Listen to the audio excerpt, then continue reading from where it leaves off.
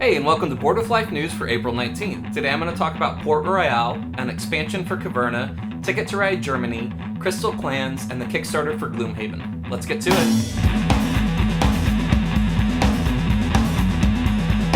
Hey, I'm Chris. Welcome to Board with Life News. Up first, Steve Jackson Games announced that they'll be bringing Port Royale, the game by Alexander Pfister that Pegasus Spiel released in Germany like 2 years ago. They'll be bringing it over to the US. Steve Jackson Games redid the cover artwork, which is fine. The original artwork was by Clemens Franz. Franz Clemens? Am I mixing his names? Yeah, Clemens Franz, who you'll recognize a lot of like Uwe Rosenberg games, Agricola, things like that. It's very, very Euro-y art. So I understand Steve Jackson Games redoing the art because that doesn't really fit in their wheelhouse, the types of games that they make necessarily. But this cover, I'm not a fan of at all. And weirdly, they didn't redo the interior art. So it's just the cover, and then the interior is still the Clemens Franz art. So kind of a weird decision. Not in love with it, simply because it had pretty good art to start with, and I don't like this art. But anyways, it's a great game. I absolutely love Alexander Pfister. If you watch this stuff regularly, you know that if I had to take only a game designer since 2015... and only the games that they've designed in the past couple years, Alexander Pfister would be my favorite designer. He's absolutely been killing it lately, and this is a really good kind of push your luck card game. So excited about that. It should be out this August. Uwe Rosenberg's game Caverna is getting an expansion. Expansion is actually designed by Alex Wilbur, who is a guy who made a fan expansion that he put up on BGG, and people really liked it. So Lookout Games contacted him, and they're actually going to publish it, which is really, really cool. It has 14 new races in the expansion, so in the base game, it's only dwarves. Everybody's dwarves, and you're mining and all that kind of stuff. So this is going to add 14 new races, which seems like a ton of new stuff, so that's really exciting. This is a thing that's been happening a little bit more recently, and I think should keep happening, where people have cool ideas, fans of games have kind of things that they just do for fun, and people like them, and then publishers pick them up, so that's great. This is expected out in the first half of 2018. We're getting a new standalone edition of Ticket to Ride in Ticket to Ride Germany. This is taking Zum und Zug Deutschland that came out in Germany in 2012, plus the Deutschland 1902 expansion, and it's combining them together to make a new version for America. Those didn't come out in the US. I think the Deutschland 1902 expansion, maybe the base one, I'm not sure, added in passengers, which were a very popular kind of addition to the game, where you have passengers at different stops and you're collecting them for points and things like that. So I know a lot of people, this was kind of their favorite edition of the game, but it wasn't available over in the US. So this is really exciting that we're getting kind of like a all packed together edition of it. It's expected to be released at Gen Con of this year. Plaid Hat Games announced Crystal Clans. This is a 2-player tactical card game, which, of course, coming out from Plaid Hat Games, publishers of Summoner Wars. A lot of people were like, oh, that sounds like Summoner Wars. It has armies and maps that your cards go on. But apparently that's where the similarities end. It's entirely new mechanics, entirely different from Summoner Wars, but obviously Plaid Hat Games knows how to do 2-player tactical card games, because Summoner Wars. I talked to Colby about it a while back, and he said it's like wildly asymmetrical with each faction playing totally differently, which is really exciting.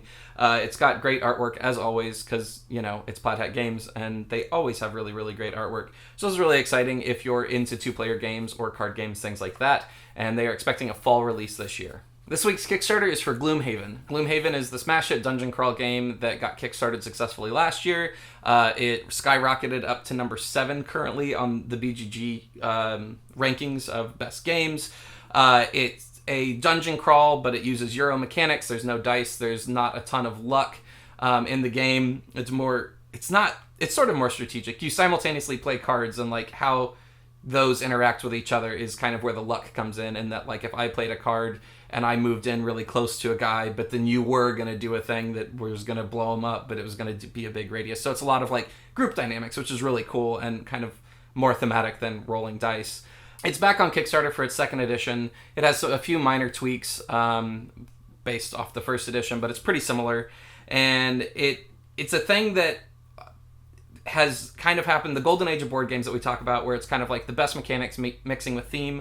I think this game and Scythe really embody that, and the fact that they both have like shot into the top 10 very rapidly shows that, where these are kind of like Euro mechanics, but like very, very thematic games with very cool artwork and minis and kind of all the stuff that traditionally Ameritrash or thematic games had that Euros didn't. I think these are really showing that when those things are mashed together and you kind of get the production value that Kickstarter allows, and that you can kind of have a giant produced game that maybe you wouldn't have the capital to produce without Kickstarter. This is kind of all the things that the current climate of board gaming is allowing to exist that haven't existed prior to this. So that's all really exciting.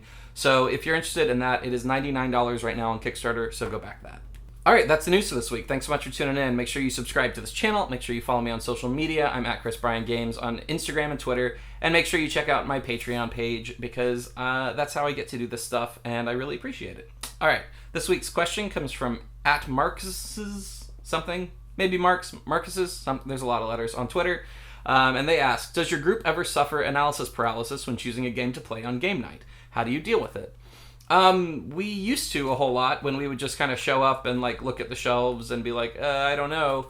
But now, since our gaming time is kind of limited, we will very regularly, we'll usually have like a weekend game day, on a Saturday or Sunday for all day, maybe once or twice a month. And that we kind of like to learn new games in that. So everybody will sort of like beforehand be like, hey, I'm gonna learn this game, does that seem interesting to you? Or hey, I just got this game, do you guys want to learn it? And somebody will take on the role of like, before getting there, learning the game and being able to teach it. And then we'll learn new games when we don't have any kind of like press for time. Then we usually play once a week on like a Wednesday or Thursday night, and we have more limited time. We only have like 3 hours maybe. So we then like to play games that we have learned on the weekends then. So we usually just have a thread online where we go like, hey, do you guys want to play this game? Or I just bought this game, are you interested in that? And then we kind of do that. And then if we have more time, then we look at the shelves and do the thing where we just sit and look at the shelves for half an hour. But yeah, I found that works really well. I found that kind of having people designated that they're going to learn and teach a game is good, instead of like getting there and then trying to learn it everybody at the same time, which that never works. Yeah, so we used to. Not anymore though, because we have a great system.